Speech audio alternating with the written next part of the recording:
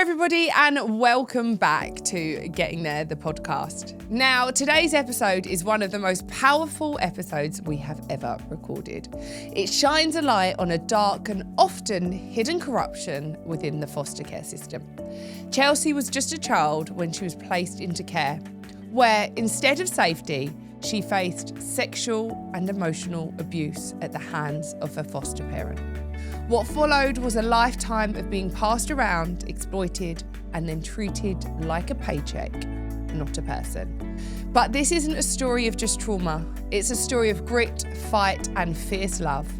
When Chelsea's biological mother gave birth to a baby boy, whilst using heroin, Chelsea did everything in her power to break the cycle, to fight for her little brother and give him the life she's never had. This is a raw, honest, and heartbreaking episode, but also one of hope and unshakable strength. A young woman, once voiceless, now reclaiming her power and her truth. Hello, Chelsea, and welcome to Getting There, the podcast. How are you? I'm good, thank you. How are you? I'm good. I love it when the universe makes this happen. So loads of my followers sent me your page because you were going viral with your story about your time in foster care, adopting your younger brother, who is 2, is he not, Hugo? Yeah. And your whole journey in the foster care system. It seems to have really resonated with a lot of people, and I think it opened up a lot of people's eyes to what actually happens in foster care, because I know we just had a conversation off air and you told me things that I just thought couldn't be true. No, it's crazy. Yeah, wild. Because It's not spoken about. Why? I think because the government doesn't want that bit exposed about social services, because they're protecting kids but they're not protecting kids. So if it's all put online about all the bad stuff that's happening, the government's going to be fucked. There's so much money in it as well.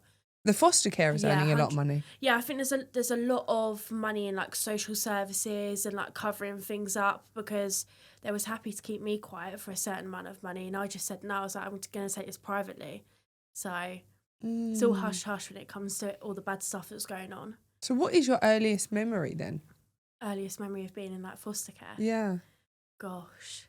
I don't even remember some of the good people that I have. I only remember the bad one, which is sad, but I don't think any foster care is like good, because obviously you are essentially being taken away from like the people that are meant to protect and love you. So you see that as like a bad thing when you're going into foster care. But the only memory I have is just being abused. Like everything else has been clouded from the abuse I had when I was 9. So let's strip it back to the beginning. Why were you put into care? So my mum was a heroin addict, coke, anything she could get her hands on. She would thieve, benefit fraud, all of it, to be honest. Like she did everything. When one thing didn't work, she went on to do another bad thing. So she neglected me, and I did have another brother who's 19. And yeah, social services obviously realised that the situation that we was in was bad. So the earliest memory I'd have is I actually was raised in Blackpool. So my nan and granddad drove all the way from Broadstairs in Thanet, drove to get us from school, and they just said, do you want to live with your nan? I was like, well, I've never met my nan, so yes and no, like I want to meet her, but I don't want to leave my mum.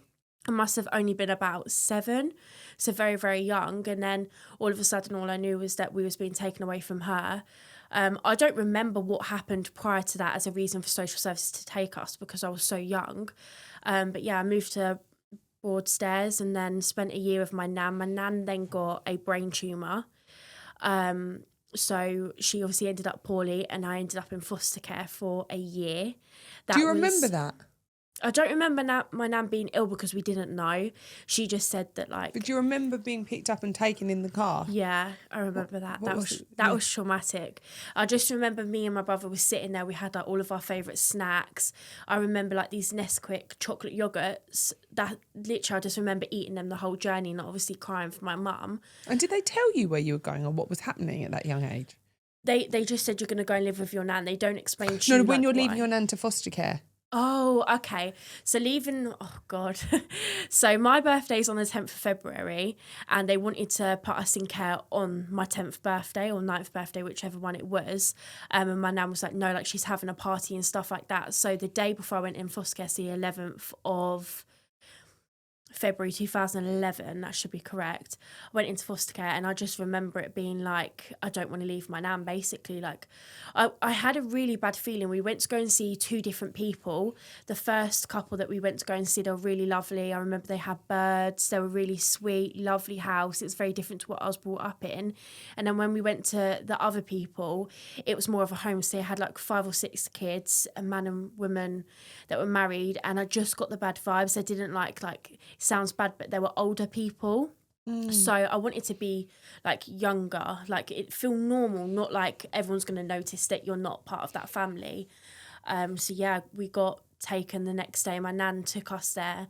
To the older people? To the older people. So did you not have a choice then? How comes they showed you both of them? So we was going to go to the other people, but then something happened. I don't remember what happened to them. So we didn't end up going to them. And then all of a sudden, yeah, we're going to this older couple. And yeah, the day after my birthday as well, that was hard. I definitely didn't want to be doing that, because it's like you get stripped from your mum and you get given someone new for a year who's meant to be your family, and then a year later, all of a sudden you're being thrown in foster care. Obviously not understanding that my nan was having a brain tumour, that she was poorly.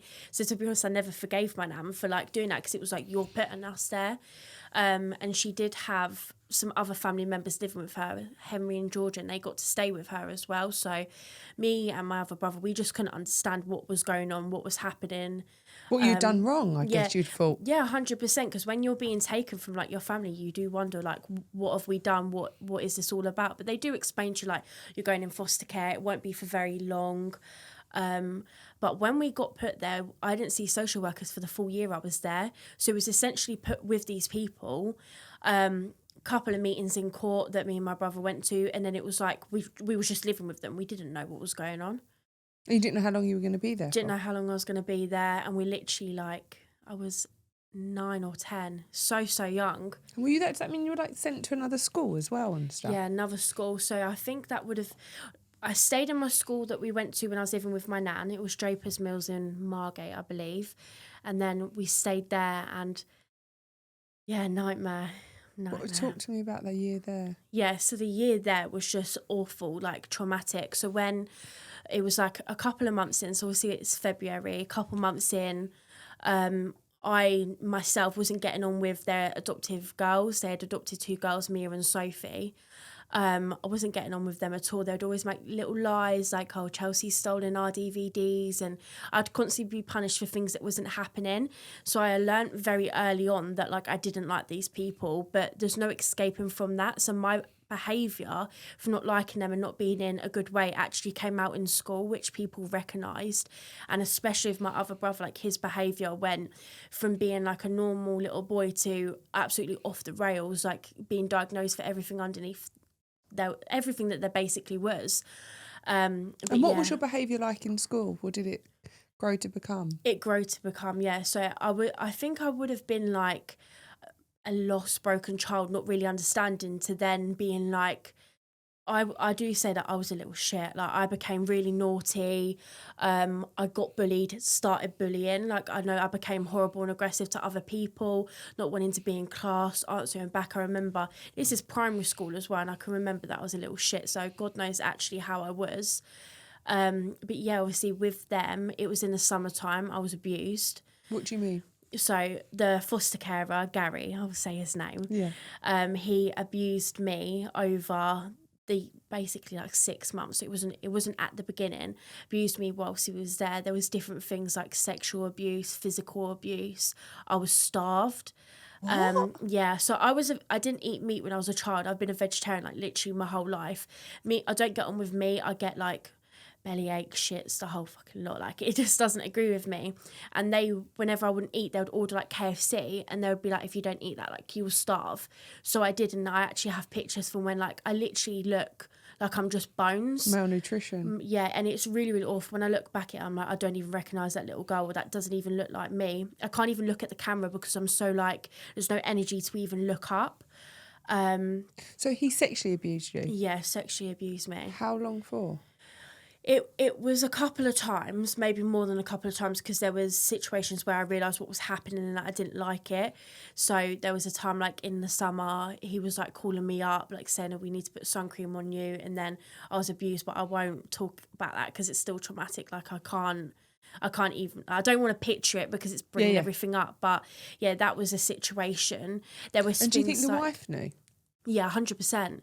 100%, she definitely knew, because there was so many times where she would go to bingo or she had these things with her friends, and I'd remember I'd like hang off her legs crying, like, please don't leave me, oh, you're just being silly, like go to bed.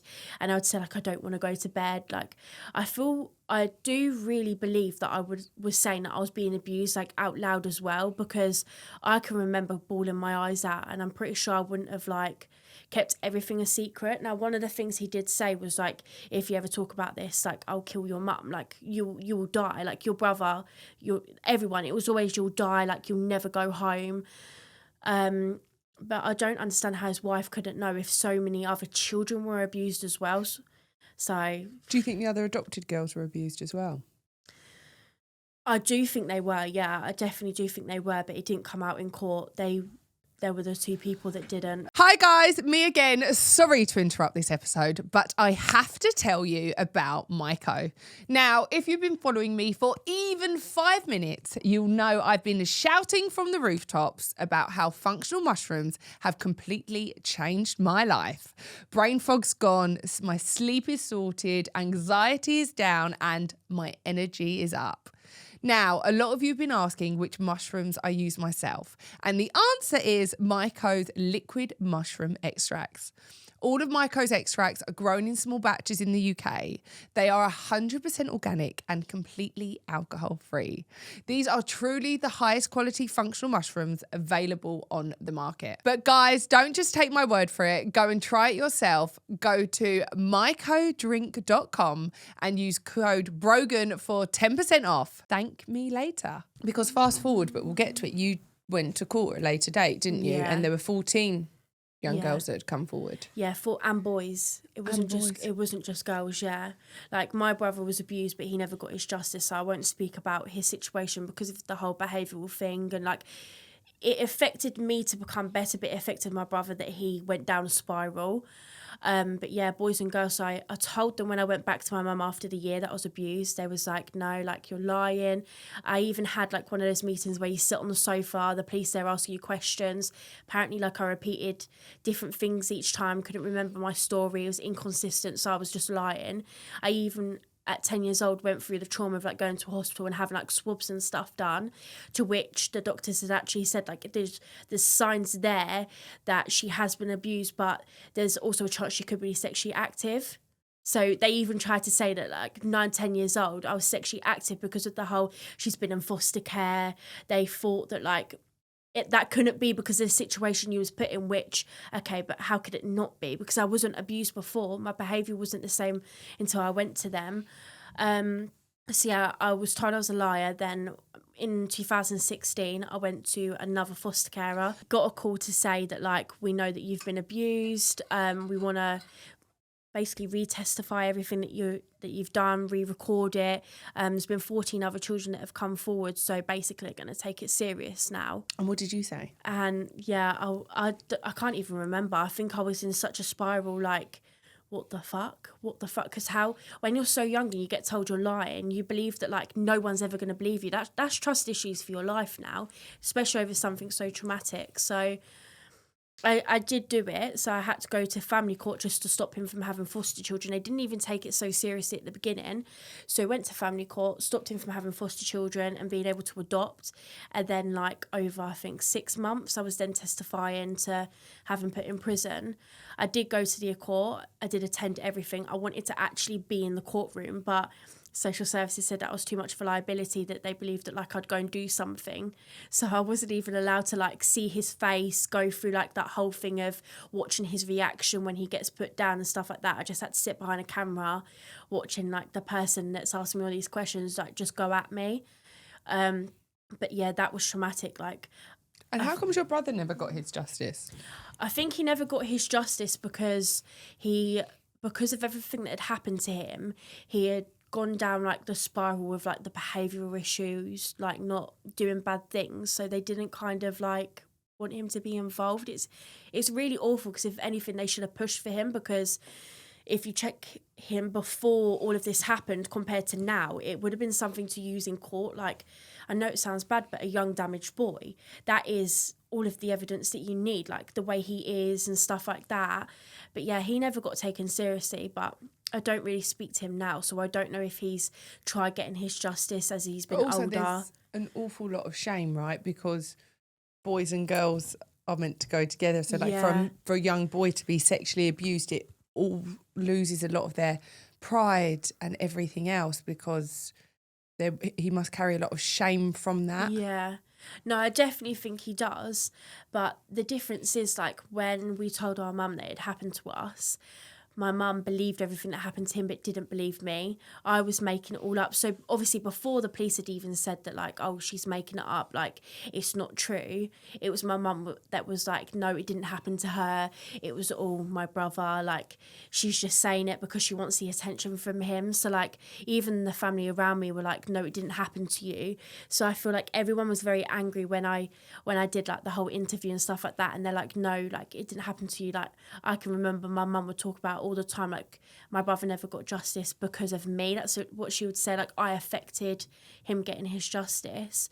But yeah, then years later, I'm then the one that's standing in court testifying against everything that had happened to me, and my brother didn't get his justice. So it doesn't add up. But I hope he has now got the justice that he needs, and that something's happened. But I'm not in communications with him and haven't been with years, so I wouldn't know.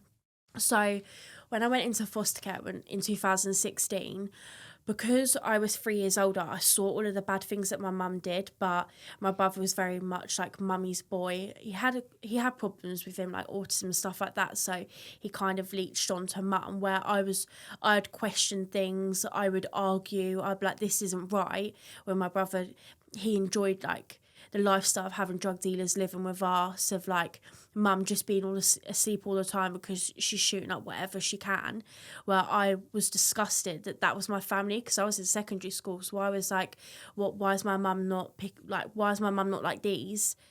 But he never understood that, so he went down, like, always wanted to be around mum. So when I went into foster care and I was moving on and I had a new family, I would call them mum and dad, and he would still be like, that's not your mum and dad, like, mum's at home, you need to see her. He stayed in contact, but I didn't. I stopped all the contact in 2016. I said, I never want to see you again, and I didn't. But he still talked about her, did all of that, and he was running away from foster care to go and see my mum. And I did try to explain to him a couple of times that, like, this is going to be better for you. The life that you was living was awful, and you'll turn out just like her if you stay there, or you can have a new chapter in life. And he just never understood it.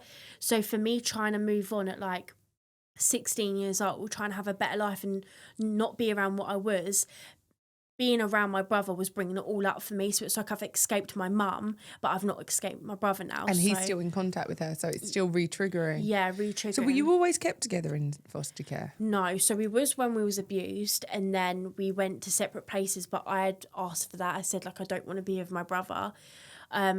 And I think that was just down to how my brother was as well. There was a couple of times when my mum was arrested. I'd come home from school. My brother, like, never really went to school. And there was so many times where, like, my brother would beat the shit out of me. And he was younger. And it's because he just didn't understand why mum's not come home. Like, where is she? She said she's going to take me to KFC.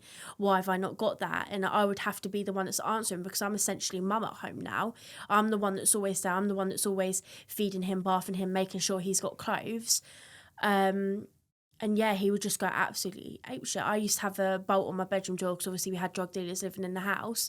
And there was so many times where he locked me in that room and would, like, put my chest of drawers there, stand over crowbar. Like, because of what he was seeing around him, he started being like that. And he was 3 years younger than me. So when this is happening to me at like 16, he's only 13. He's still a baby. So yeah, I wanted to get away from everything, and my brother unfortunately turned out to be very much I can't explain it. He was very much what was going on, where I was so different. Like, I could see everything. So yeah, seeing him was just too much. It was like reliving it constantly, like what he did to me. And I know it's bad because it's my brother and stuff like that, but I feel like he needed the help that he's now got. So he now lives with his biological dad. He basically got rescued, lives in Brighton, has a nice life, and is doing well for himself. And I don't think our lives would be the way they are now if we were put together. I really don't think they would have been like that. There could have been a chance that we ended up back at home, because obviously with my brother constantly running away to my mum, I might have felt like I needed to like go with him because I'd be worried about him. So things could have planned out very differently, and I feel like there's only so much looking after someone that you can do. And I basically held the mum title to my other brother as well, so I was raising him and I was still a baby myself, so it was too hard. I needed to kind of like live my life now. I was born to be a child and live my life and have a good childhood, and I didn't get that.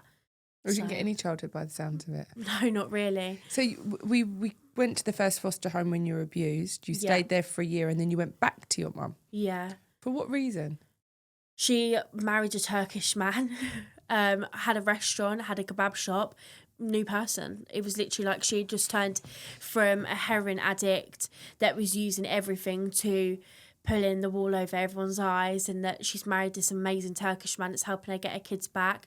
Yeah, she had 2 restaurants. She owned a kebab shop in St. Peter's and a Turkish restaurant called Esme's in Broadstairs, and they were businesses that were doing really, really well. It was like no one knew who she was, but that's part of the act. So I do believe she definitely was still using, but because she'd been doing it for so many years, she's able to like get out of the rut and use and abuse men, because it's what she did. She got this nice restaurant, she had a good title, she was going around like, yeah, I'm amazing now, like I've got over the bad stuff. But there's no way that you can go from doing absolutely everything to then fine. She definitely wasn't. And so she must have then reached out to social services and said, I'm ready to have my kids back. I'm guessing so, yeah. And I wonder what hoops she had to jump through to get you guys back. I thought that'd be years worth of hoops, but it doesn't sound like it was. No, it was a year. Within a year we was there and then going back. And what was that like, that journey home, knowing you were going home to her? Do you know what? I feel like I wanted to go home with her because obviously we had been abused, but I feel like I was a completely different child. I don't even really remember it. I don't remember going home. I don't remember seeing anyone. I can remember where we moved into. It was a lovely big house. It was really, really nice. Her partner was nice, so it was like, okay, he's nice. But also like when you've been brought up just by your mum and then you get abused in foster care and then you find out your mum's married a man that you don't know, I was terrified of that. Oh shit, like I'm going to go through this again. Like she's married this man. But no one knows. No one knows. And yeah, we ended up living there. But there was a good couple of years, like my mum owning a restaurant. It was a nice thing to talk about with people. But obviously I was still new to that area. So it was so hard to make friends. Like lived with my nan for a year in Thanet, went into foster care for a year. And then that 3rd year that we're living there, we're now back with mum. So that's 3 different areas that we had moved around to in the same place. So that it was definitely adjusting to this and that. And yeah, primary school I stayed in Drapers Mills for a couple of years, but secondary school I went to 3 different ones. It was just like one after another because different areas and stuff like that. So how do you end up back in care again? So obviously my mum had a good couple of years, was doing really, really well. And then I believe she found out her husband had got someone pregnant in Turkey and he had another life. Now, obviously, it is known with Turkish men that they can marry more than one woman, but my mum didn't believe in any of that. So she went on a bit of a spiral of using and being like around bad people. So yeah, she got a couple of different boyfriends, started using, it was drinking. I remember it being drinking, like Halloween, I can remember being told we're going trick-or-treating and I'm having to like drag my mum off the sofa because she's drunk. There was a lady up the road that she'd always get drunk with, so it'd be there. Then it was like the weed smoking, and then all of a sudden it's like the bottles should make pipes, and then all of a sudden, so it would happen like year after year. And then I just remember she went back to heroin and it was like dirty needles everywhere, like really disgusting stuff. So you just come home and you just start to see the needles? No, so that was after a couple of years. So obviously got out of foster care. No, but I mean, you just come home from the day and you just noticed. Yeah. She'd just be laying there and like they'd be everywhere. They'd literally be everywhere in the bathroom. They'd be down the side. So if you can imagine a crack den, our house was like clean, But there would be like areas where like, you know, they were, like in bowls and stuff like that. I can't, it makes me feel ill, like physically ill. That's given me trauma in itself. Like, that's why I could never have anything done to like my face, nothing, because of her using So those. if you need a blood test, it's very traumatic for you. No way.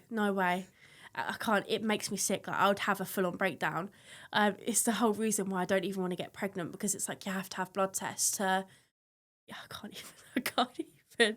Oh, it makes me feel so sick. And would you see her inject, or they were just all around the house?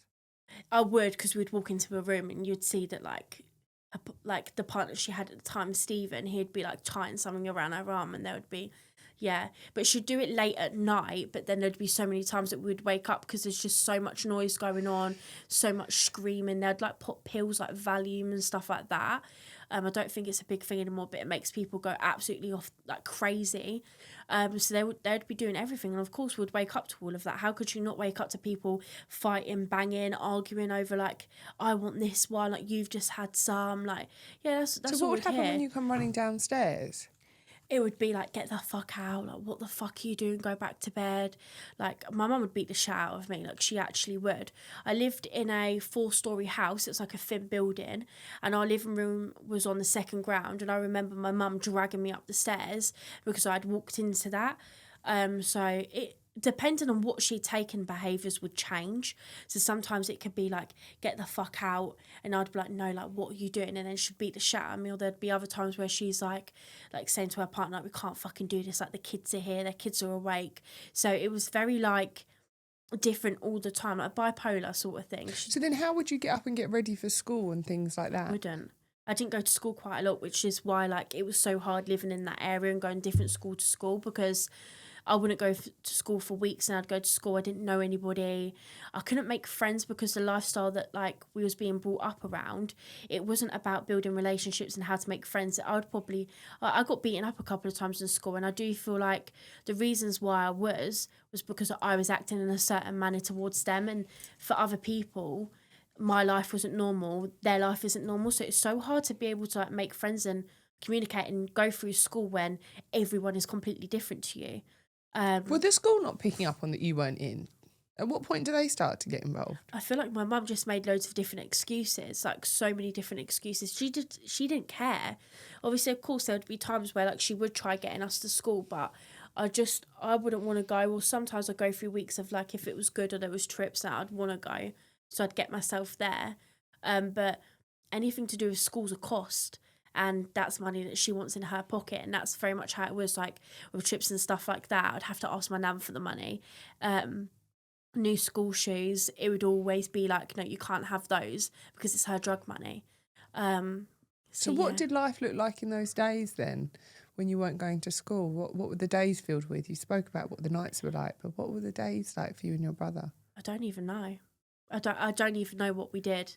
Honestly, I don't know what we did. I would assume that like I'd be in my room like playing or sleeping.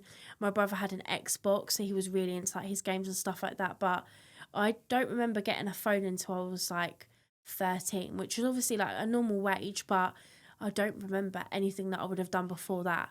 I honestly don't, which is, it's crazy because you can pick up on all the bad things, but there's nothing that I remember from the days. So I don't even know what I was doing. No, but you probably got PTSD where it's like too traumatic. Yeah. So she has a good few years, she starts using again. And then how does that get flagged up to social services, and how do you end up back in the care? So I feel like it would have been through the whole school thing of school like picking up, they're not there, so they flag one thing, and then I don't know, maybe people made referrals because obviously like we lived on a busy road, so people can see things. I obviously don't know why social services got back involved, but they did. And then for so many years, like I had different people, I don't even know what they were called, different people that would basically come over with a social worker and be like, hi Charles, like, do you want to come out for an hour, take you to McDonald's? Do you want to go to the garden centre? Do you want to do like a day out basically? And I would sit there and I would ask me loads of questions like, what's going on at home? Do you want to talk about anything? I'd be like, no, nothing's going on. Like, why are you asking me these questions? I was so aware from a very young age that like what was going on, nobody could know about. And they tried so hard to get me to talk and talk and talk. And I never did. I always said that, like, my mum's not doing anything, or I'd make out like I think she's ill, like she's got mental problems, like she's crazy. I'd say those things rather than like explaining that like she's doing heroin and like sleeping all day. And do you think that was fear of going back into foster care to be abused, though? Yeah, it was pure fear for so many years. Like, why do I want to go back there? I don't want to go back there. And then the last thing that like ever blew the whole situation for me was like, we had drug dealers living in the house, and then my mum kicked them all out, but she owed them a lot of money. So they all came back to the house one night, 4 of them like banging on the front door, which they never came in. So obviously we're all like shitting ourselves, and then obviously they're asking for the money. So my mum's shouting like, give me your fucking iPad, and like she's basically ticking everything that we had. So yeah, and like, I'm standing there like crying, like pulling my iPad off these people, and I probably was hurt in that situation because that's a blackout after. I don't know what happened to my iPad, what happened in that situation. And I ran away to my nan, and I said to my nan, like, I want to live with you. Told her everything that was going on. And she was like, it's not right. Like, you do need to go in foster care. But she was like, you can make demands. Like, you tell them what you want. Otherwise, you're not going to help them. So that's how I ended up testifying against my mum. I said, look, if you put me with a couple that's young, they have a family, they have a dog. I even said the area that I wanted to move to. I said, I'll help you. And then I was like, also, I want a social worker to see me every single week. So I made demands to them. And yeah, they did it. They made it work. But I can't believe I went from never wanting to be in foster care in my life, being abused, to actually putting myself there, essentially. But there was no better situation. It's not better with my mum. It wasn't better with the person that abused me. When do I get a chance to be like a normal child? To be honest, I don't even know how I had the mental strength to even put myself through that. Because people say like, how are you fine? I'm like, I don't know. I'm just fine.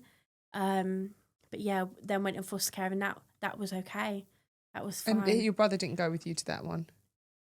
No, that's when we were separated. He stayed with my mum. He stayed with my mum for, I think, like another year, and then he ended up going into homes, so he could deal with his behaviour. I'd seen him a couple of times. They were really good places. They looked after him, but he'd always run away back to mum, wanted to be with mum, and then I think after a couple of years, he ended up staying with her. I'm surprised that she was allowed to keep him, given what you had testified and been able to prove. I think it's because of the behaviour of my brother. It always was. Like, my mum would always say that, like, if you run away, they'll stop after a certain time. Like, with kids that are running away from care, they see it's safer for them children to be with their parents rather than from being in homes and then running away, because social services have a duty to safeguard children when they're not with their parents. So if these children keep finding ways to go back, they're not safeguarding them. So something can be done about like them, and they probably are worried that, like, okay, what would happen to my brother if he then got run over or kidnapped? How did he get away from that place? Like, you're meant to be looking after him. And I feel like that's what they kind of wash their hands with. If children keep running back, they stop after a certain time. And it's exactly what my mum used to say all the time. She'd tell me to run away. But I moved, obviously, I don't want to say the area that I live in now, Okay. but an hour away. So I was never running back. I was never coming back. But yeah, my brother did. Kept. And then one day he just ended up being with her. And she did actually show me a letter that said that we believe that Hugo, this brother, I don't want to name him. I want him Your to younger be private. brother? So Hugo can be named. Yeah, okay. But Your other younger brother, yeah. Yeah, I don't want him to be named because obviously I don't speak to him, and I don't think it's respectful to talk about him and people to possibly find out who he is. Yeah, there's a letter to say that he can go back to my mum, and that they think it's a safer option for him to be there than it is for him to be running away, which is crazy, because how is that a safer option? Why can't you do anything? But he must have been doing a lot for them to be like that, because I know it is hard getting a kid out of the system. So yeah, that was that. Do you think you just were unlucky with your experience in foster care, or do you think this happens more than what people talk about? It definitely happens a lot more than it's talked about, because since talking about my journey on TikTok and Instagram, there's so many children that have said that, like, this has happened to us. What do we do about it? How did you testify? How did you sue social services? Like, that's every single day I'll have at least 5 of those messages. So I do feel like it happens more than it is. And I have always said the whole system is corrupt. Like social services, they're corrupt. Foster carers, they're corrupt. Because it doesn't matter if you have a good or a bad foster carer. Every single one of them will moan about the red tape, the things that go on. So no one wants to get things sorted and help people. It's just constant that bad things that are being brushed underneath the carpet because it's people's jobs, it's people's livelihood, it's people's money. Obviously it pays well. And all you have to do is look after children and they get thousands and thousands of pounds. So the bad things don't get talked about because the money's too good. And do you think the minute a child goes into foster care, it's kind of the end of their childhood then, or? I think it's who you get. I think you will get the all good people that want to do the best for those children and like look after them. But then obviously you get the horrific ones, or even if they're not horrific, like people that are just doing it for the money. What was your second experience like in foster care? Oh gosh, so when I was with those people, they treated me as their own. It was really good, but lockdown happened, and lockdown was just an absolute fucking nightmare. Oh my God, Yeah. thank God you weren't in the first time. Could you Yeah. imagine? No, And that's all I kept thinking about, because my mum's an alcoholic and I grew up in quite a volatile household. And so school was my escapism. yeah, So I kept thinking about all the kids that can't escape. I wasn't like abused, but all the kids that are being abused and they're stuck at home with their abusers. yeah, and There's imagine no in foster escape for them. care as well. Like, you're not seeing social workers because social workers aren't going to do those visits when you're all in foster care. So what happened to me when I was a kid was probably tripling and doubling, like whilst everyone was in lockdown. But nothing got talked about with that. It's just. Yeah. So what was lockdown like in foster care? So the people that I went to, after a year, I started calling them mum and dad. Like they were lovely, lovely people, treated me as their own. But then lockdown kind of, I saw a different side to it where like money problems. And I obviously just turned 18 in lockdown. I was given a substantial amount of money because I got my money from when I testified in court against the person who abused me. I got my savings from being a child in care. And I'd be ordering things to the house. What else are you doing on fucking lockdown when you can't leave the house? Online shopping. Amazon, but I was on Amazon all the time. Yeah, so much. And they'd make comments to me like, you need to stop ordering things to the house now, like you can't be doing this. There was just so many digs, and after a little while I was like, why are they moaning at me for this? Like they're meant to be my mum and my dad. But maybe that was the caring thing, because they're thinking this money could run out for her. Yeah, I do get that, but then there were also the sort of people that told me not to save any money because I can live at home with mummy and daddy until I'm 25, 30. So I was always comfortable with knowing that like I didn't need to save money, I didn't need to have money. I could go live my life and do what I want because I'm going to stay with them basically forever. They made that big dream for me that like, don't worry, you stay with mummy and daddy until like you're 25, like do your work, get good grades. So those sorts of people, and lockdown, it changed all of that. I lost my job as a hairdresser and apprentice. I was working in a salon, lost that. We then was allowed to all go out in like the July, you know, when the shops opened. Yeah. I wasn't allowed to go and get a job. I wasn't allowed to go in a shop. She got really scaremongered by the whole COVID thing. What, because she was scared you'd come back and infect everyone? Infect everyone, yeah. It'd be like, you affect everyone. And like, there's a situation I won't talk about, but she would say certain things to me that like someone in that family was poorly, really, really poorly. And it would be like, if you bring in anything back, it will kill her. And you would have killed her. Yeah. And do you know what I mean? Yeah. So there was little things that I picked up on like in lockdown where I was like, I don't like this. I want to move out. I was like, I'm 18 years old. I'm being told that I'm being wrapped in a bubble, wrapped in mummy's bubble. And when I was young, I wanted to be loved. I went with them, wanted to be loved. They gave me the love.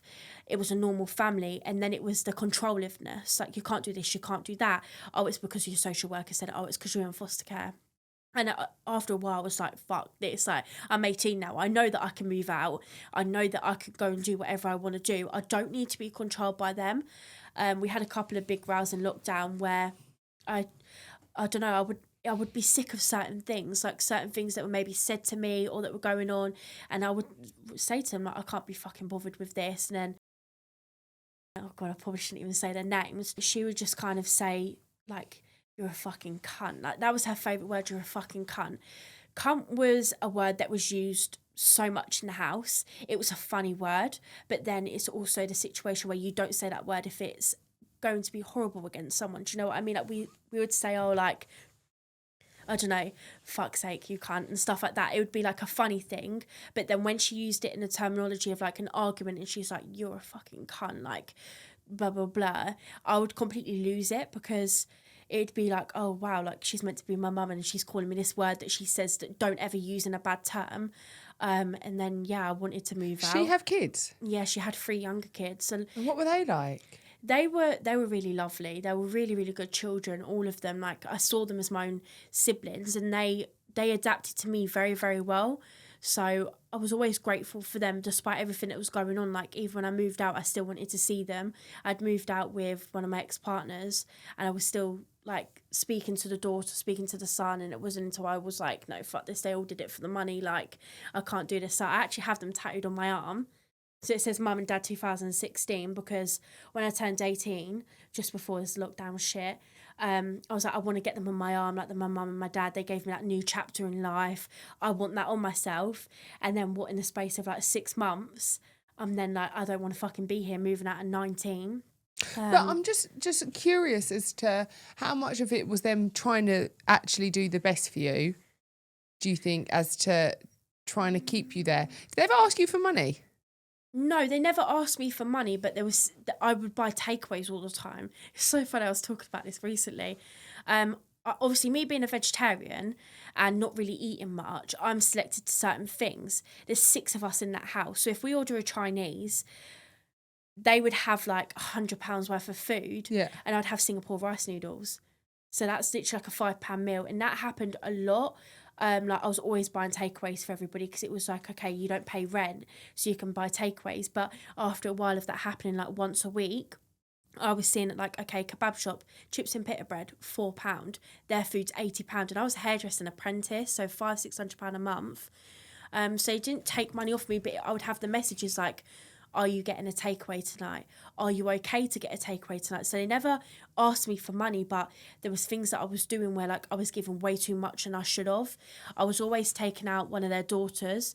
I remember when I first got the compensation money, I said, I want to take her to London. We went to Westfield. I bought the foster care mum shoes, the foster care dad shoes, and all of the kids, like Jordans, Air Force. I spent like £1,000 that day, all in their kids, because I was so giving. I was so thankful that like I had good people around me.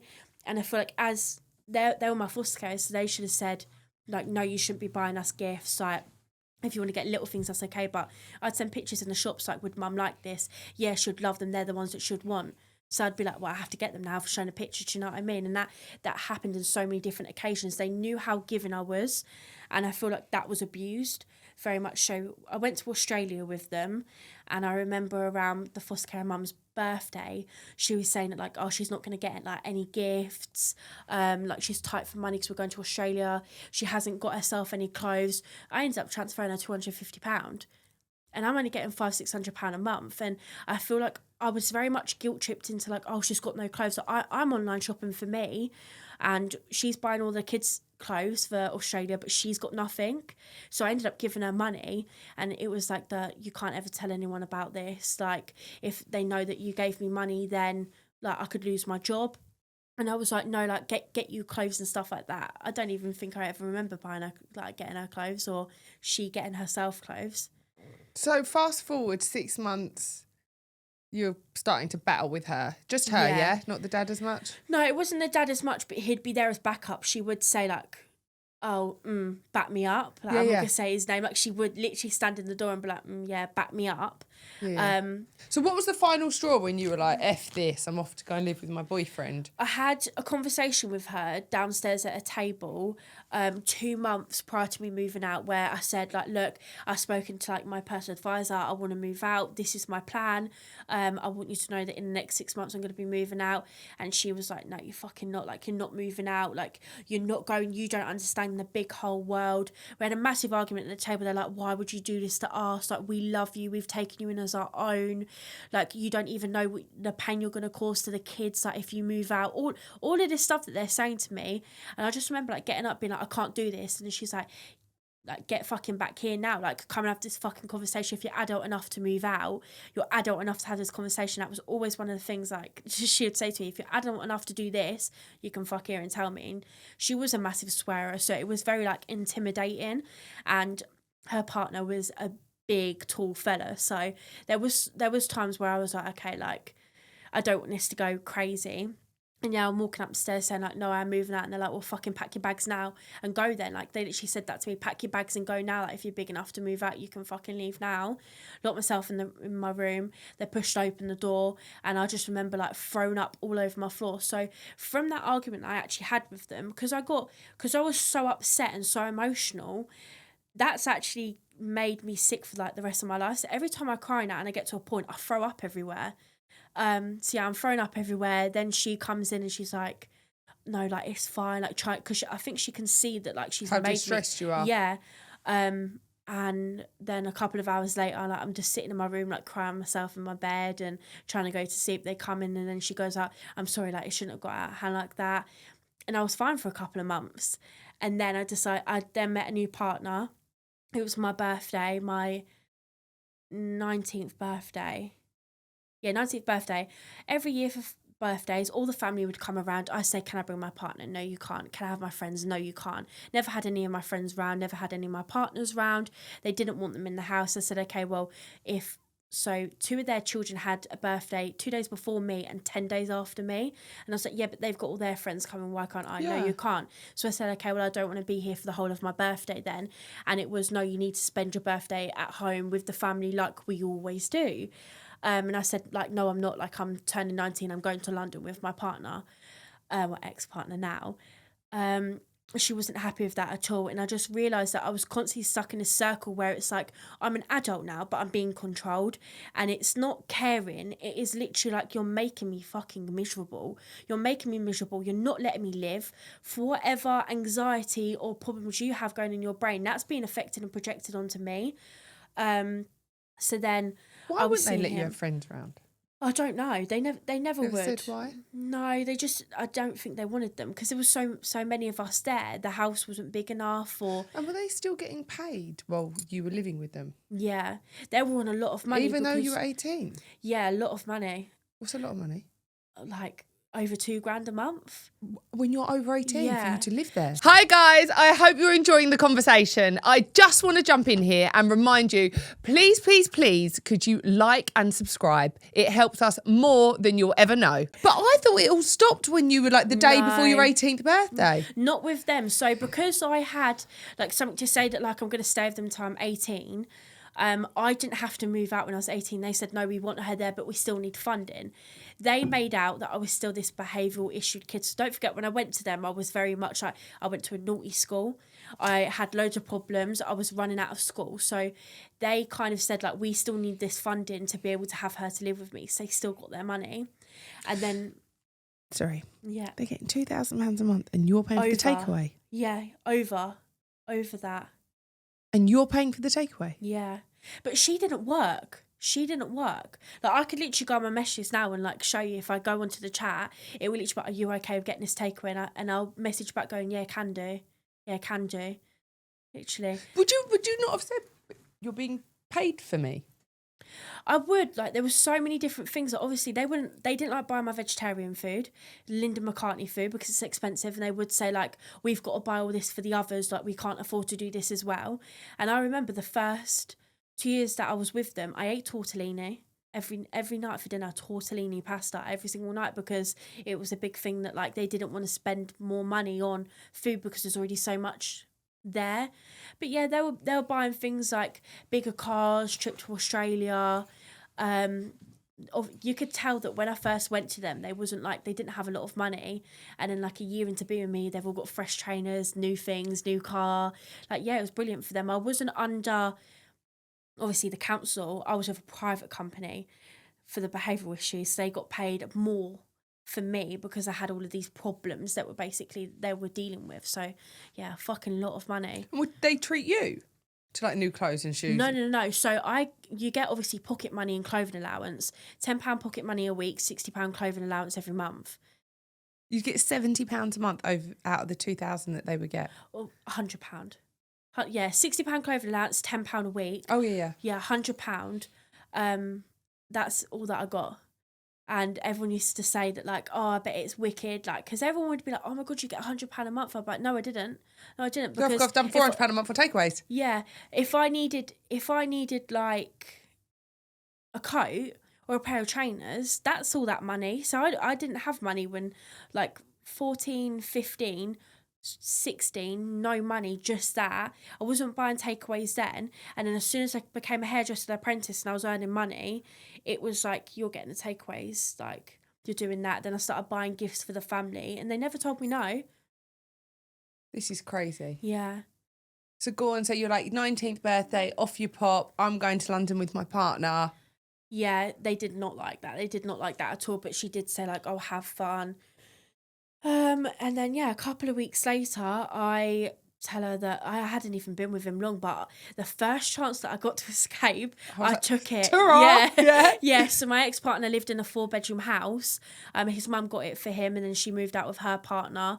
So it was a lovely place. I was like, yeah, get in here, I'm going to move. Maybe I did slightly use him in that way because I saw an opportunity to leave and I took it, but I don't regret that. No. And yeah, I told them again that, oh yeah, I want to move out. And it was the whole thing of, this is so naughty of them. But I was like, can you not go yet? Can you go in 2 months? Because obviously we need to prepare for losing all this money. Like you don't understand what this is going to do to us. Please don't tell social services that you're moving out. Do you want to trial it for a couple of weeks? So they basically still get paid. Their pockets are still going to be good, but I'm not going to officially make it known that I'm moving out. And I was like, no, like I want to move out now. You have 2 weeks anyway. No, a month. It was actually a month. I said, you have a month because you have to let them know. It's in an agreement that when you move out, you let them know. So I told her, and yeah, massive row. Same thing pretty much as before, like if you're ready to fucking go, like fucking go now then. And yeah, I think I remember the day after, my best friend that didn't live near me actually had to help me move. They did not help me at all. Packed everything in black sacks, had it all outside the house, and my friend was taking me back and forth in her little Clio to go to my partner's. But yeah, they made this big thing of like them losing money, they can't afford it, like don't leave, or can you just wait a couple of weeks. Do you speak to them afterwards? I tried my best, because obviously despite everything that was going on, they were still mum and dad, weren't they? Fast forward, you go to the partners. Yeah, go to the partner, still talking to them. I'd message her all the time. And she would act so caring, which was so bizarre. Like, when I look at it now, she'll be like, are you making sure that you're eating? What are you eating? You've let me have tortellini for 2 years. Yeah. I was with them from 16 to 19, 2016 to whatever year I was 19. And yeah, like checking that I'm eating. It was always a weird thing with her, like with food. Like when I was left, I hope you're eating well. Have you eaten? Like, oh, it was just bizarre. Like, she had problems with her own eating or something, because I couldn't understand that. I've moved out now. Like, you've told me to get fucked and you want to know if I'm eating or not. Like, what the fuck? Of course I am. I'm living a much better, happier life now. I'm not stuck in that fucking shithole. And yeah, obviously I still had respect to the kids, so I'd always message the kids and see if they want to do anything. But no, like they wasn't allowed to see me after that. Parcels were turning up at the house. I'd be like, can I come and get them? No, I'll drop it round to you. And then I had a really important parcel and a letter that I had to go and get. And I turned up at their doorstep with like my new little puppy. He was like 8 weeks old. And they was like, oh my God, you got a dog? And I'm like, yeah, I've got a dog. Like, this is my boy. This is Rolo. And obviously they're like, oh, come in. Like, because they've got 2 dogs themselves. Yeah. And it was like, oh, how are you getting on? It was really nice. And I'm thinking, what the fuck? Like, literally a month ago, I was packing my bags in bin bags and you wasn't fucking helping, telling me to get fucked. And now it's like, oh, come in, like, you've got a lovely dog. Like, what the fuck? But then, yeah, slowly, like, the whole relationship just completely went. I blocked them all on social media because I thought, I was just sitting there thinking that all they really cared about is the fucking money. They got given, I was their first foster child, okay, and they were like 32. They got given a broken child that just needed to be loved. They loved me as you would your own children, and then they got exactly what they want, a normal child. Everyone would always say, oh, like, you're my star, everybody wants a Chels, like, people can't believe how well you're doing.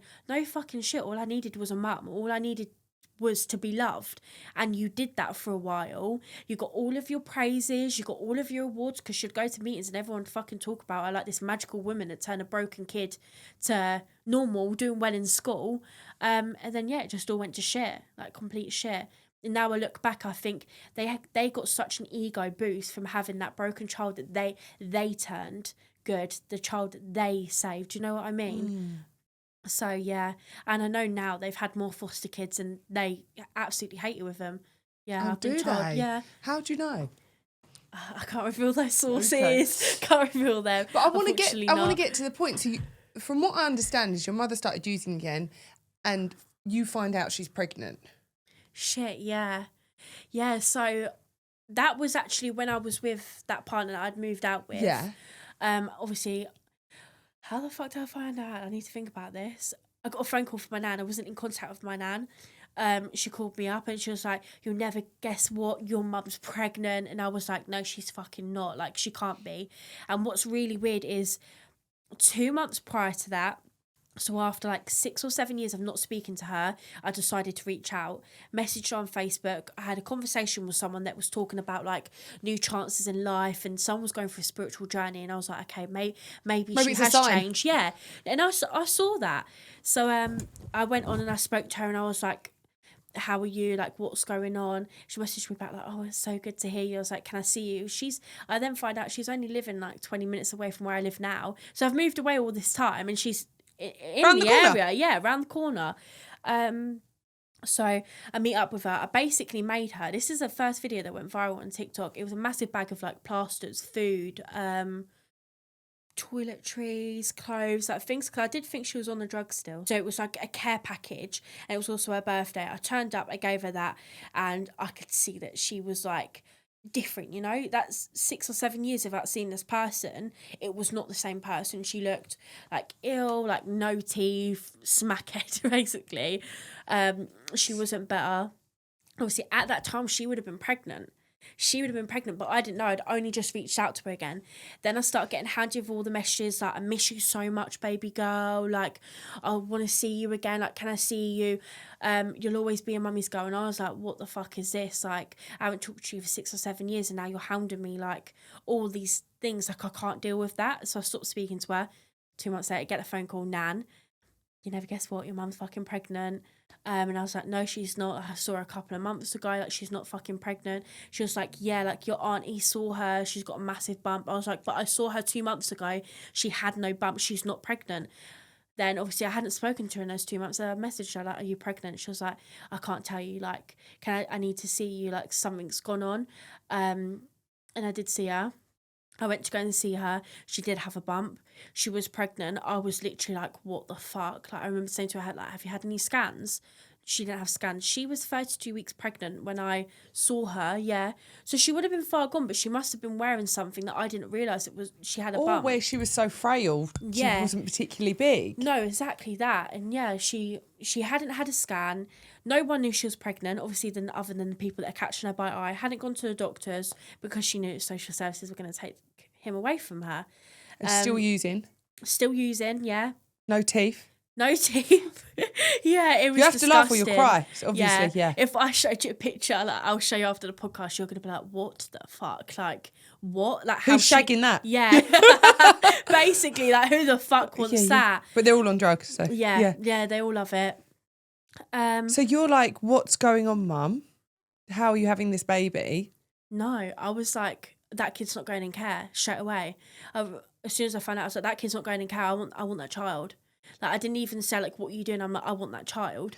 What did she say? She was going like, "No, he won't go into care. All this bullshit. I'm not using anymore. I'm not on the drugs. I'm going to fight for the custody." All this fucking bullshit. And because I hadn't seen her for so long, I couldn't actually pick up that she was still using. So I didn't see it because I knew what she was like before, and I know their signs. But when you stop living that life for ages, I wasn't seeing it. I didn't pick up on it. I took her to a midwife appointment. Like, I physically made her go to one. And the ladies that ask her loads of questions like, "Are you using blah blah blah?" Like, there's certain things in your arms. And she was like, "No, I'm an ex-addict. Like, I haven't been using anymore." And then, like, she sent me out. She's like, "Chelsea, I need you to go away." And then, I walked back in the room and the midwife actually tells me that she's still using. And I was like, "You're fucking joking, aren't you? Like, your user actually left her in hospital." I said that I can't fucking deal with this. Like, you're a disgrace. Like, you're a skank, basically. How are you using? And then obviously I started fighting for custody like before he was even born. How do you go about that? I called social services on her. Yeah, good. Yeah, I called social services. I spoke to my personal advisor and I was like, look, my mum's pregnant. Like, she can't have this kid. She's still using. She's told the midwife that she's using. She's hid it. But my mum has a court order on her that if she has any more kids, they have to go into foster care. Then she can obviously fight to get the kids. But because of all of the damage that she's already done in the world, she isn't entitled to basically keep her own baby. So it's almost like, why is she even allowed to get pregnant then? Like, cut her fucking tubes out for her. But they don't do that shit in the UK. So yeah, now I have him. But tell me about that journey though. So you ring the foster. Are they not like, Chelsea, you're like 20, like come on now? Yeah, it was all of that. So I was 21. I did a viability assessment. The people that were doing it for me, they failed me. There was like, where I was abused as a child, there was like, we believe that you do this to this baby. Like, they said things about my dog, which was so weird. Like, apparently my dog was trying to bite their ankles. My dog was locked in the kitchen the whole time, so I don't even know where it came from. But yeah, the whole like court papers were mainly on like my abuse as a child and why I would do it to him. Obviously I had spoken a couple of times that I don't want my brother in care. I was abused. Why would I want him there? And they would change it to Chelsea strongly wants to have her brother because she was abused. So we believe that she would do it to him because that motivates her. So everything that I said, they would change. When I went to court, they even said that I had a criminal record, that I had been done for, is it GBH, when like you beat someone up and like you get arrested for it. I'd never ever been in contact with the police in my life. I'd never done anything like that. So reading all that shit, I was posting little videos on my Instagram like, guys, like, you're not going to believe they fucking failed my viability. This is with no followers, so just local people that knew me. Everyone was like, what the fuck, like, what's going on? And no one understood it. No one understood like a young girl trying to get her brother not to go in foster care. So I was literally alone. I'd search up videos like, what do I do? There's nothing out there. Like, I don't know what to do. And then in the end, I just started speaking to a couple of people and no one was fucking listening to me. I had everybody's emails from court, and you have like a guardian, you have the big solicitors, you have the people that overlook these people. I just went to the highest and I started contacting like the barrister, the actual judge, all for emails. And I was like sending them emails to go, look, like, I'm not happy with this. I want my brother home. They're lying about it. And there was like, oh, you can email Invicta Law. So I got someone's name from Victor Law that was on the case, and I sent her pretty much a fucking novel. Everything that they had said that I had done wrong, I had put it into paragraph 1, paragraph 2, and I had rephrased the entire thing. Now, I'm dyslexic, like, I'm not clever at all, but the language that I was using in that was like, it was like I'm fighting for everything. His life. Like, his life, basically, like my own kid, and like they're taking my kid away from me. And yeah, like that obviously then allowed me to go, because I did that appeal so well, then went back to court and got paid for an independent social worker. So someone that doesn't see your records, someone that doesn't know you, but they judge you for now. And I was thinking, why the fuck don't they do this in the first place? Why are you reading my records when I was a fucking kid?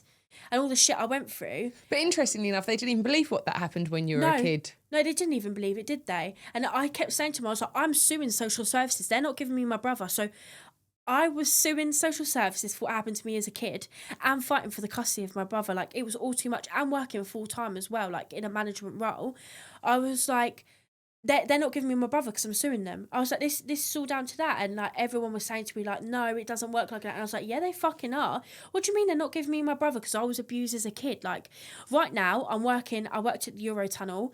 To work at the Eurotunnel, you have to go through a government like clearance. So no criminal record, no problems. They look into even your family. And I was working as a team trainer.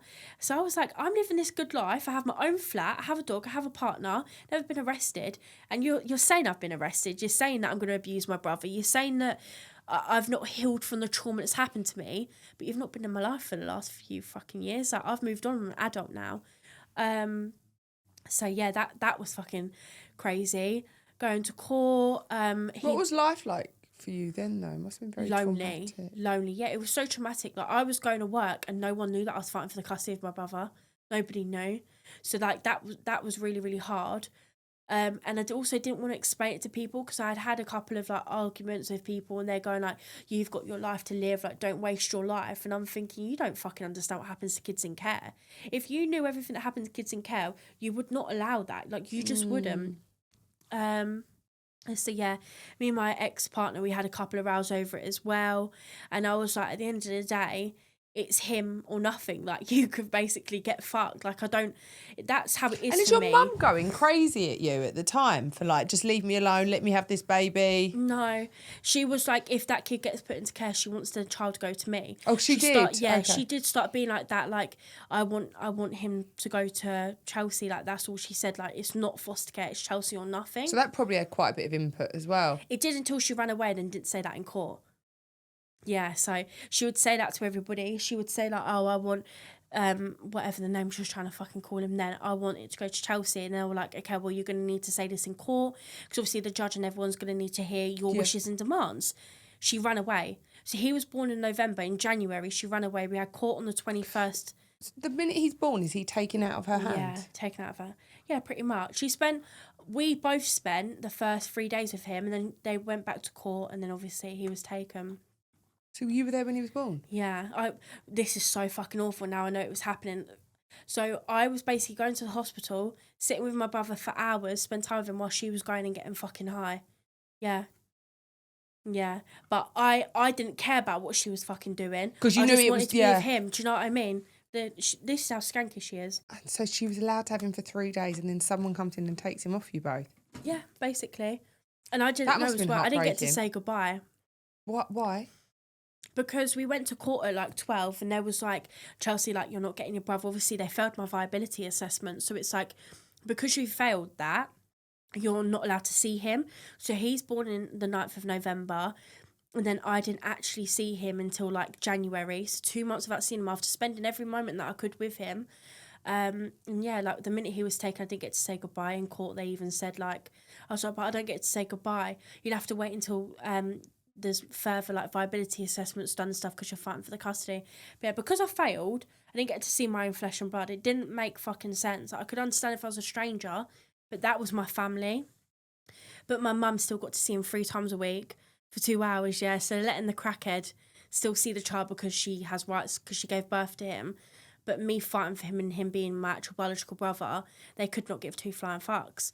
But as soon as I got that independent social worker, I remember the first meeting I had with her, she's like, I can just already see from looking at you that you're nothing like what's already been said about you. She was like, I have seen the 3rd viability assessment because obviously she's got to know what's happened while she's there, but she doesn't know anything about it. She's like, I can just see it's not true. I've seen your appeal. She'd seen that as well. She was like, the language that you used in there, it was like astonishing for her. She couldn't believe it. I was like, I don't even know how I did that. Like, I'm dyslexic and I always say this to people. And yeah, she was like, right, we're getting you to see Hugo, like you can see your brother. And it was actually the independent social worker that was doing a viability that got me to see him, which was crazy. See, I saw him on my 21st birthday, so I think 4 or 5 times, and then I think it stopped for a little while. I passed my viability assessment to have him as a temporary foster carer, so I became a connected carer. I was like really, really not wanting to do that. I was like, I don't want to be a foster carer. I don't agree with what you do. I don't want to be part of that world, like absolutely not. But if that was the only way of getting Hugo, it had to happen. Hugo then came to live with me in April. Obviously we did like the slow setting, so I went round to the foster carer's house for bath and bed. But he's like 4 months old. Yeah. So probably didn't. Yeah, he didn't really know. Yeah. Thank God. Yeah, because I feel like that's why he can cope better now.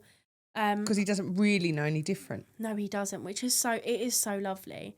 So yeah, that's all obviously happening, and then he comes to live with me. And will they give you money for him, surely, every month? So you're essentially his foster carer now? Yeah, they gave me, I think, £100 a week. Oh, you don't have to tell me how much, but that's it, to look after him? Yeah, and I left my full-time job, so what fucked me off about them so much is they said to me that, like, you're going to have to leave work to obviously have your brother. And I was like, okay, but when do I need to leave work? Well, as soon as possible. And I said, okay, but I need to work to like, earn money. Like, what do? I have a house to pay for. And I was actually singly living in a 2-bedroom house that was £900 a month that they made me move into to have an extra room for my brother. So I can't afford to stop my job. You'll get paid for having them, blah, blah, blah. Yeah. 2 months I had no job. 2 months I had no money. They didn't pay me. I didn't have a job for 2 months because I had to leave my job to fight for him. So, yeah, 2 months I'm doing that. And they'd only give you £100 a week for him now? They give me £180 now as a special guardian, yeah. And I know to some people that may sound like a lot, but my rent's £1,000. And I know that's not a lot for obviously this area now, but in Kent, 23 years old, £1,000 that, £250 council tax, and you just need to add on the bills. Yeah, just and breathing. I pay that all. Yeah. I pay that all. That house. So is how mine. do you do that? Social media. Yeah. Oh wow. But it's not even been social media because I'm not going to sit here and say I earn thousands of pounds right now. Like I went obviously from 34,000 followers to over 100k in like 2 months. Yeah. I went really, really high. So I haven't got like the management there or like the brand deals because I shot up so quickly. Of course, that in due time they will come. But when obviously I got compensation, it was all compensation. If I didn't get that money for being abused, I wouldn't be able to live with him now. Like, this would not be happening. I got that money, sued social services, that paid for my rent for 2 years. And that's how I work. Like, even now, I've still got the smallest amount. So that, on top of, like, a bit of social media money, I make it work. But we've got to get something more concrete then.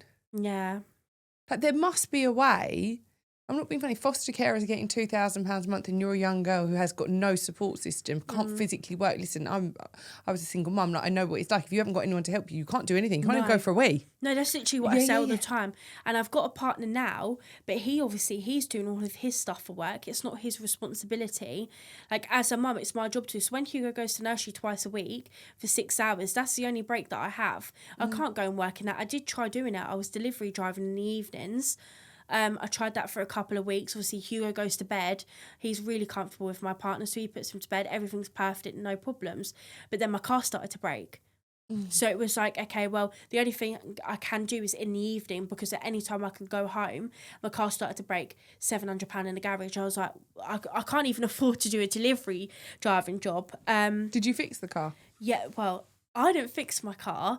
My TikTok did it for me. Like, literally, I made a couple of videos. I explained that, like, my car was, like, absolutely broke. You know, like, when you're on the Creator Fund, if you do a minute video, you get paid for it. I've been on TikTok. Yeah, so on TikTok, you get paid, like, for every 1,000 views that you do, you might get paid, like, 80p for 1,000. And when you do really well, it pays a lot of money.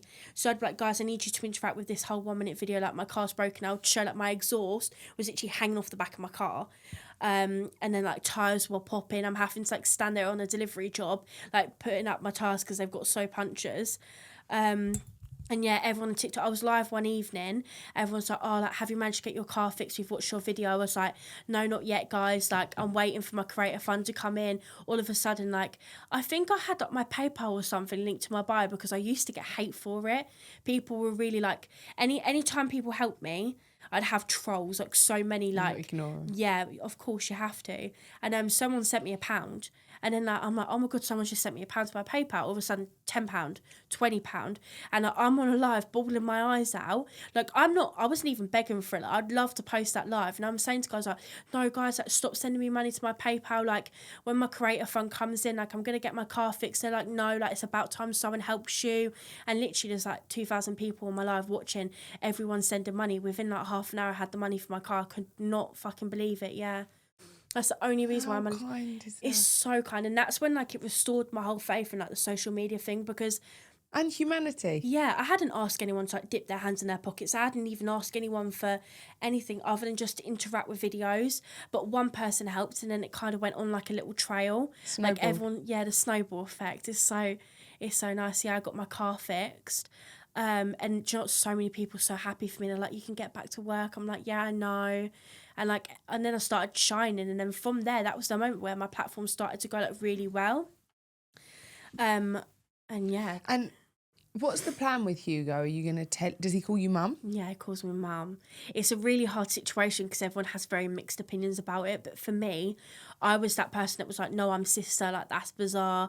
Then they just basically explained to me that, like, kids can be damaged from a very young age if they know some of the shit that they've been through. So, like, if you take... When I'm taking them to nursery, so when the kids are being picked up by mum and dad, they will pick up on the fact that they're not. So they start asking questions. It's been proven, and this is what the social worker said to me, from that young age, that's when they start to realise that they're different from other kids. And kids question why to a lot of things. They'll be wondering why this isn't happening, why is that? And then I didn't want that for him. And she was like, if he calls you mum, just go with the flow. If it's comfortable, go with it. And then all of a sudden I was like, actually, like, yeah. He used to love watching Mrs. Rachel. He learnt his mama and dada from watching Mrs. Rachel. It wasn't anything that was like mama and I'm like holding him. And then when he started to say it, I was like, I don't even know what some of the songs are. It was like, mama, mama. And he would do it and I would do it back to him because it's like you have to communicate with the kids. And then from there, he's called me mum. I will explain the whole situation to him, not as a whole whilst he's so young, but what I want to do is like do a little book, like a scrapbook, and show him that he's got another mum, so like a tummy mummy. The pictures of obviously my biological mum and Hugo, and basically explain that he has got another mummy, but his other mummy, like, I don't know what I'm going to fucking say. Like, maybe she's poorly, or I'm not going to say she's dead, but, like, she's not around. Like, she's not near She wasn't here. able to look after him, maybe. Yeah, like, something along the lines of that. And then I'm going to show him, like, in this little book. And then also he's got a sister that is doing the motherly job. So, like, your sister's doing the job because mum couldn't. And I think that's a way to, like, explain from a young age that, like, he is different, but he has still got that. And I think that's what's important for kids. Every kid deserves to have, like, a mum and a dad, or at least one of them. Do you know what I mean? Kids Does he call your partner dad? No, he doesn't. He calls him Tyler. That's purely for the fact of, like, Tyler came into his life when he was 2, so he was already communicating. He already knew things, and obviously I was calling him Tyler. He picked up from that. So that's something I don't think that will ever happen. But he treats him as his own anyway, to be fair. And how does a young girl adjust bringing home a baby? Are you not like, what on earth am I doing? Like, when do I feed him? What do I do? Because I was like, what do I do? I don't think it was new to me because I'd obviously raised my other brother. So it was like doing it all over again. Obviously I had to go to classes and stuff like that, things like for social services, but it felt normal. It felt like my own child. Of course, like, it was heartbreaking when the foster care dropped him off and, like, she was crying. And she's raised that baby for 5 months. Like, I felt for her. But I was just so happy that he was home. Obviously, when I went to court on the last time that I went to fight for Hugo, obviously that I was finding out then, like, if he's coming home or not. And I went with an ex-partner and my best friend, Abby, and I literally remember saying to them, if my brother doesn't come home with me, I'm killing myself. Like, I'm not coming home. And they were like, no, don't be silly. And I said, no, I'm serious. I think I sent like all of my passwords, bank details, everything. Oh. And I was serious. I was like, if he doesn't come home, I'm going to kill myself. And gosh, it's emotional. When I came out of the courtroom, obviously I was holding Hugo on my hip and I pushed his pan through, and my friend Abby, like, she almost started to, like, collapse, like, crying because she didn't think I had Hugo. And obviously I walked out of him and they was like, oh my gosh, like, we thought that he wasn't coming home to you. They was like, we thought we was going to lose you. But I don't think people actually would find me serious, but, like, I was serious. Like, if he doesn't come home to me, I'm going to kill myself. Like, it wasn't a doubt. I can say it so confidently now because I've not had thoughts since then, but there was absolutely no fucking way I was living without him. It's so weird. It's so weird, that whole overwhelming thing. I think I'd said it to a social worker as well. I was like, if you take my brother from me, you're taking my life as well. Like, I don't want to live without him. I think it was just the fear of, like, they didn't believe that I went through what I went through. So I have no trust in your whole system. Your whole system's fucked. Like, I don't trust you with any kid, let alone this child that I'm fighting for to have in my own care. If I'm not good enough, but you can put kids that go abused, I don't fucking know what that's all about. And yeah, I believe in the whole, like, foster caring and, like, adoptions money, and I believe in all of that corrupt system. So I was like, there's just no fucking way. Have you watched Foster Boy? No. Go and watch it. It's a true story. Oh, don't. Oh my God. It affected me for literally days. But in America, you get paid, and they get paid like a signing on fee every time. So the agency will get paid a signing on fee every time the child moves. So the idea is to keep moving the kid. Oh my God, don't. Oh my No, God, babe, don't. it's so traumatic. That's what happens in the UK. People don't realise.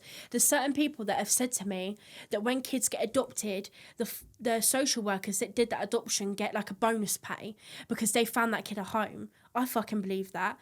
When my little brother was born, he had the lightest hair, the blue eyes, absolute gorgeous little baby. I don't believe he suffered from withdrawals, but there was something wrong, but he had no problems with him. So he would have been the perfect candidate for an adoptive family, really, wouldn't he? Of course, yeah. He would have been. And they were trying to adopt him. Like, they had told me that, like, he was being put up for adoptions. Like, if he doesn't go to you, he gets adopted. And then I found out the foster carers that he was living with were trying to adopt him.